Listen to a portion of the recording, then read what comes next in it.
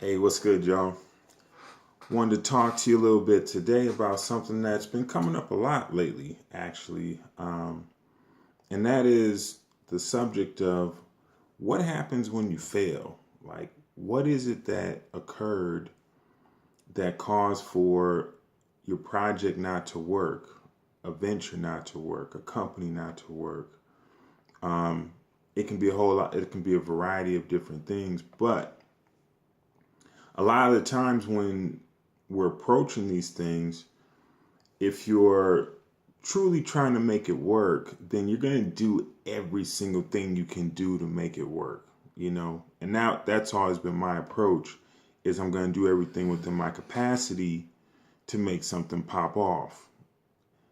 Unfortunately, in the past, I ran into a number of instances where my efforts didn't seem like they were being compensated for in the opportunity. One example is I remember when I was in college and I had an opportunity to get involved with a network marketing opportunity. It was a big deal at the time, you know what I'm saying? And people were making a lot of money, you know, and I definitely met, you know, my really my second business mentor, because my dad was my first business mentor, but my second business mentor I met, you know, through that opportunity, Sam Morum. And at the time, it was with a company called ACN.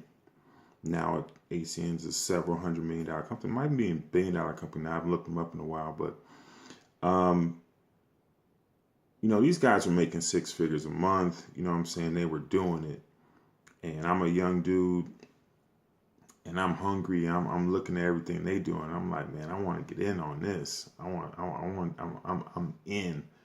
I want that. I want that lifestyle. I want that money. And I got started. Got off to a nice start, you know what I'm saying? Hit the first position, all that good stuff. I did everything that I was told. You know, they said talk to XYZ 10 people a day, the top performers said make sure you talk to 10 new people a day. Go out and just peek people cold on the street, you know what I'm saying? A lot of these things that they were saying to do, I was doing those things. And furthermore, I was talking to people, okay, who were, you know, more achieved in the company than I was and asking them what they do to get to where they were at. A lot of these people told me they just called their friends and got them involved. And, you know, from that point, their business kind of just took off. And I'd always wondered to myself, like, what is it that they have? What were they doing where they were able to just make a few calls and be successful? And here me, I'm out there talking to strangers. I'm literally peeking people out on the street. I don't know if you know what that means. Basically, walk to people and ask them if they'd be open to a business opportunity. Cold on the street. I was doing everything I could. I had been done, called my whole friends and family list. That was over. But guess what? Nothing was popping. Money wasn't coming. Why? Okay. Now, at the time when I look back, okay, one of the things that I realized that in that particular opportunity I was missing was a few different things. One of them was that at the time I had no clues of success. Okay. A lot of these guys had already been making money in corporate America, you know what I'm saying, or they made some money in some other opportunities. So when they pulled up to talk to people about a business opportunity, they're pulling up in a nice ass whip, you know. They're pulling up. They got they got on the $2,000 suit. You know what I'm saying? Success leaves clues, and they had all the clues. So when they're talking to somebody new about the opportunity, guess what? They was interested because they had all the clues. I had basically no clues. I was a young dude with no money. My suit was cheap as fuck. I mean, it was terrible. Shoes were from Payless, $20 kicks, not even just $20 shoes. And I was wearing them. I didn't think nothing of it. I mean, I knew they wasn't nice shoes at the time, but looking back on it, if I was talking to me now, I would see what he's talking about. So I would be able to see what I was talking about. But at the same point in time, I'd be looking at him like, if this is such a great opportunity, what's up with you? Why ain't you balling yet? Why ain't you got that money yet? You know what I'm saying? What's going what happened with your whole thing? And a lot of times if a person doesn't have vision past the person that's speaking to them, then they're not gonna be interested from that point on. I'm not trying to beat this into the ground, but what I am saying is that I was young, I had no money, I had no clues of success, and the timing just wasn't right. Okay, so the opportunity, I learned a lot, invaluable lessons I still have to this day, but it didn't pop off for me. And once I could, really look back on it, I could see a number of reasons why. Okay, and also there'll be some more reasons that I give you guys, towards the end of this as well. So that's, for me, that was something where I recognized that there was a number of issues why it didn't work. Okay, and the point for me was to really find ways to win, find ways to stay in the game, find ways to continue to grow as a person. Don't let that shit take me out. Stay in it was the real key. And after you fail, of course, it's much harder to stay in it. The ego, once you fail, is going to make you feel like shit. That's what it does. So after you fail, what are you going to say? What are you saying to yourself? What's the conversation like? Most of the time, it's self-pity, and self-pity really creates the reality that you don't want. You know what I'm saying? And I've been through that many, many, many times. Okay. And that's definitely not the answer. Okay. Now, there's another reason why a lot of times people go into stuff and it doesn't work out. Another one of those reasons is that it's your energy going into the event. It's your energy about it. Okay, so let's say you're doing it because your conscious mind is telling you this is the right thing to do. This is exactly what I need to be involved with. Or I've been wanting to, do something, start a business, making these things on the side. Or I've been wanting to do this, right? But deep down inside, do you have some resentment towards it? Deep down inside, what's your energy like when you work on it? Okay?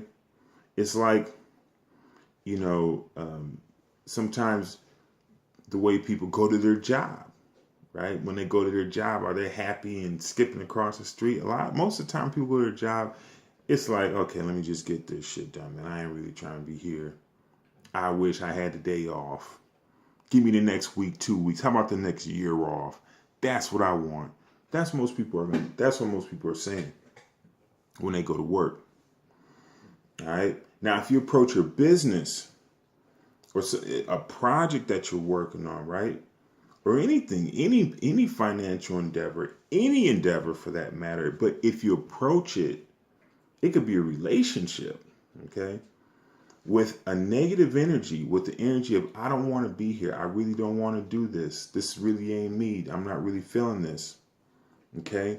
If that's the energy that you approach it with, then you really can't expect for it to turn out beautifully, because no one's going to respond to you in a manner that's friendly. It's kind of like when you walk into a store. I've experienced this many times at Walmart, for example.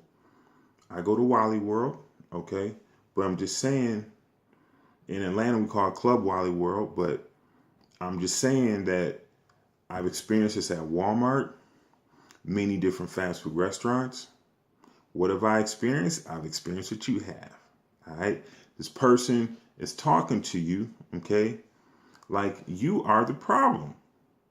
They're talking to you like, you did something wrong when you're just here trying to check out your stuff, but they got an attitude.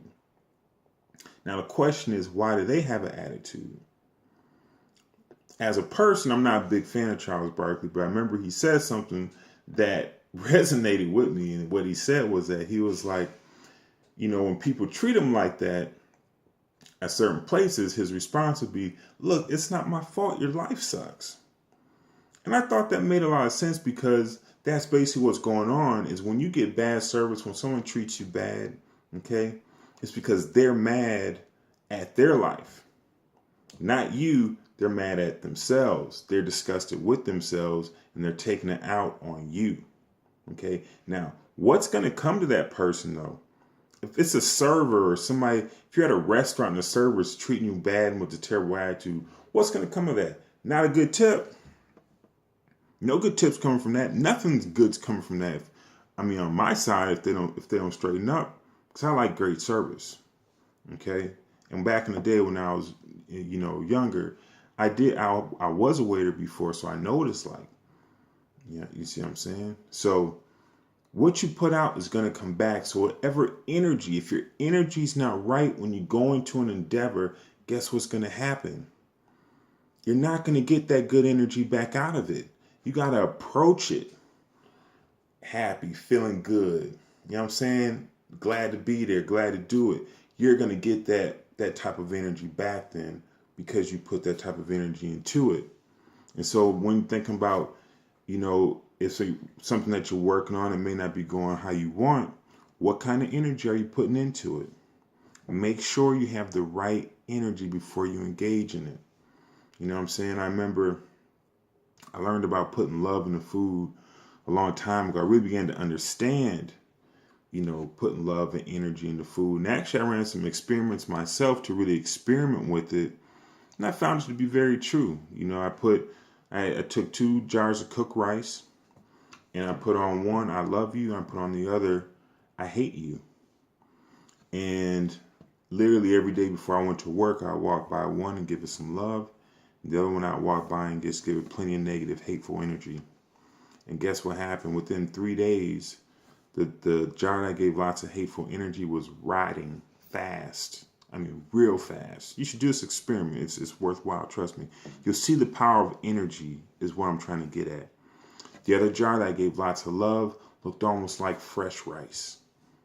I was blown away. I was like, this energy thing is really real. And so what I'm trying to basically impress on you is that approach your projects with great energy. Approach whatever you're doing with that type of energy, because that's what you're going to get out of it. No matter what, you're going to get out of it that same type of energy. And even if you don't make it or succeed on the first try, if you're still approaching with the right energy, all the answers, everything you need to succeed will make itself available to you. Guaranteed. Guaranteed. It's going to happen, but you got to continue, of course, to do whatever it takes to figure yourself out. Because as you figure yourself out, everything else begins to work out, because ultimately it's all about the journey to the knowledge of self. Know thyself. That's what it's really all about. Business and everything else, if your business ain't working, if your projects ain't working, it's because you ain't working. That's it. There is nothing else. And so it's all about figuring out why and what inside me is not working so I can fix that. Once I fix that, everything else on the outside of me will begin to reflect that as well. And so that's the real math. That's the real thing to it about success and failure. There's some other aspects that could be there, though. Another aspect that could be there is what happened in your childhood. Most of your subconscious programming, in my opinion, but has been shown, takes place up till age 7. Of course, there's things that can happen when you're in high school, in your 20s, especially financially. I found that financially in your 20s is where the biggest imprint is made on your financial expectations. For me personally, that's what I went through. And I've watched other people go through the same thing where they had some great experiences in their 20s and that set a blueprint. They had a whole bunch of negative experiences, feeling like it's very hard to make money, feeling like, if I'm going to make money, it's got to be on a job. And some people, they're like, I can't get no money on a job. I got to find a way to get money outside of a job. No matter what your paradigm is, whatever it is, a lot of times that was imprinted here in your 20s because a lot of times going through high school and things like that, you got little odd jobs, you got stuff you're doing, or at least my experience was like that. But you may not have had that imprint. Now, as a kid, though, you're going to get that imprint from your parents. So if your parents were bad money managers, right, maybe you picked up on that. I went through that experience myself. You know, my dad was a businessman, but he was terrible at his personal finances. You know, the business was going, but his personal money, he didn't manage it well. Neither did my mom. And they both made great money. Okay? And so I subconsciously took on those traits, and I had to, at some point, realize it, acknowledge it, and fix it.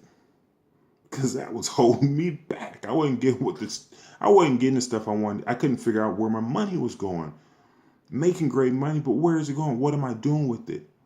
And I would create all these excuses in my head, you know, about not budgeting or not positioning my money properly. All these different things I would say to myself: you only live once, let me spend it now. You know what I'm saying? Shoot, I ain't gonna be here kicking it again. I might as well live it up. All these excuses I would say to myself and end up with nothing. Ineffective. And my subconscious at that point in time was definitely fucking me. And that's, if you're trying to get somewhere and accomplish some things, it's unacceptable. You can't have that. And so, what are your childhood experiences? What did you go through in relation to stuff that you're working on now that may be affecting your ability to execute on the level that you want to? And if you have gone through some things that really were detrimental to your financial outlook, to your money outlook, to your success outlook, okay, you want to address those things. A book that I thought did a great job addressing money issues in the mind is The Millionaire Mind by T. Harv Eker. I thought he did an excellent job of addressing all these different things that come up or could have been programmed into you as a child, as a teenager, even as an adult, that really set your subconscious up to not give you what you want. Because ultimately, if your subconscious ain't buying into it, it's not happening. There's no such thing. If your subconscious ain't on board, it's not happening. Nothing is. Your reality is a result of whatever your subconscious mind knows to be true, and that is the bottom line. So if you want a different reality to create, to manifest, you got to make sure your subconscious mind is on board. That's an absolute must. It's got to be on board. So look into your childhood. Probe that some more. I'm going to do some more stuff on it in the future.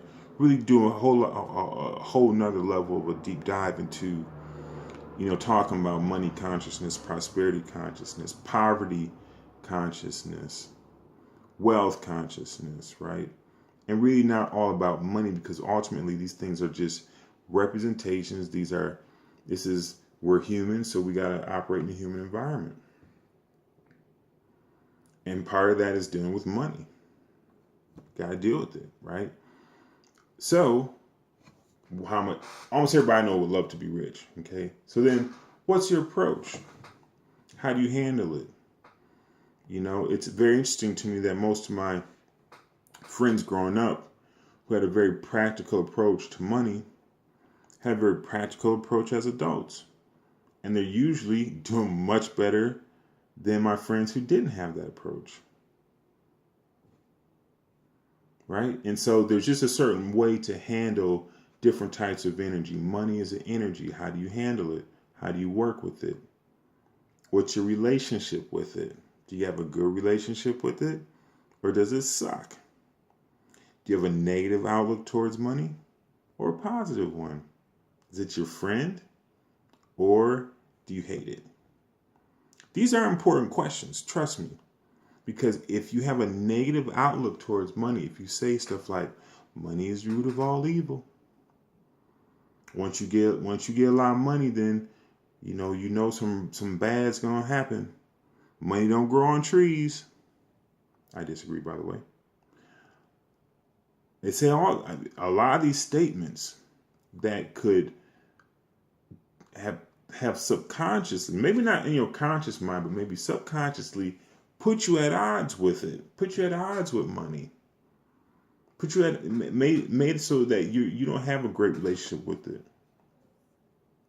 When those bills come, you've got a real disdain for those bills.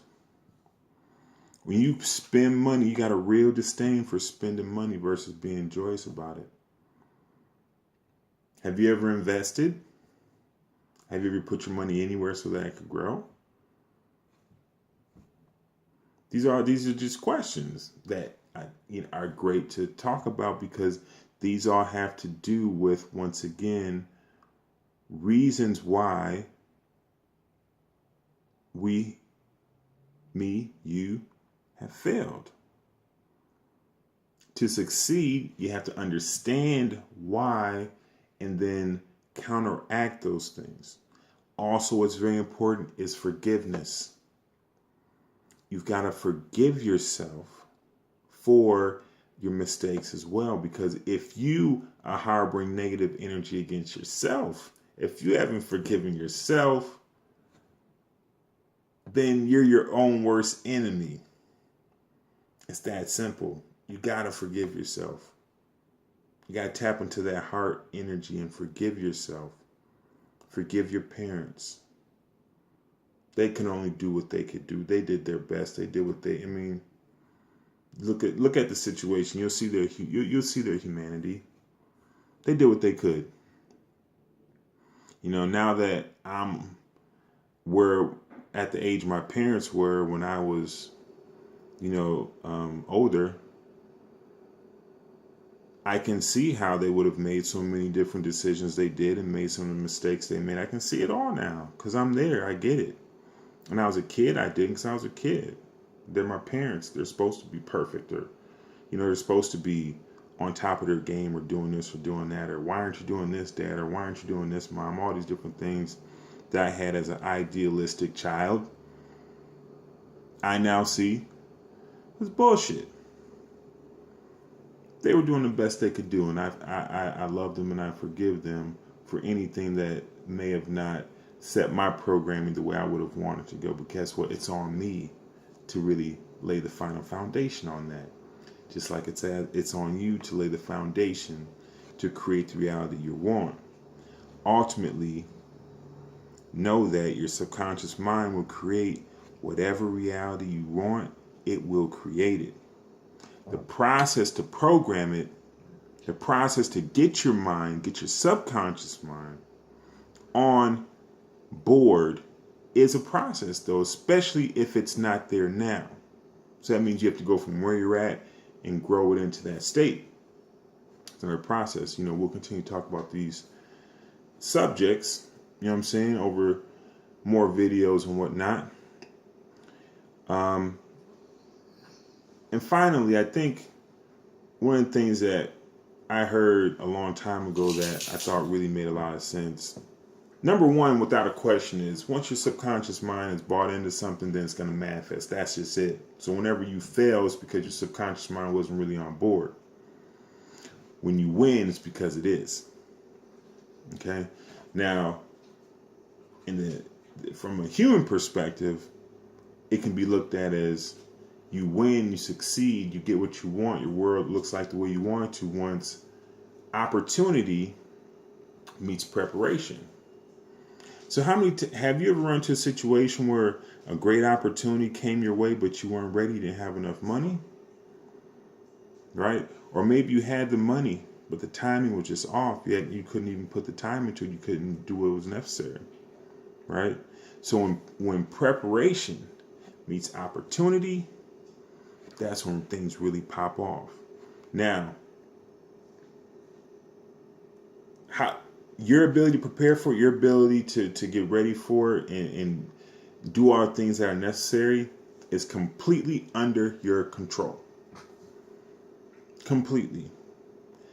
When the right opportunity comes is what's going to be perfect timing. But the perfect timing happens because you were prepared. You were following your spirit. You were doing the things you knew you were supposed to do. You approach with the right energy. You address your childhood issues, teenage issues, young adult issues, whatever. Issues that happen when you're 50. Doesn't matter when it happened, you addressed them, you corrected it, and that puts you in a place where now you can really take advantage of an opportunity when it comes. You're able to strike when that opportunity comes. And that's ultimately why I'm doing this whole video. We did this whole video today. It's to go through that process a little bit as far as talking through some of the reasons why we fail and how we can make those corrections, how we can do the necessary actions to make sure that, upon the next opportunity or upon doing it again, the corrections have been made and you can have the exact life that you want to live. I'll talk to y'all next time. Peace.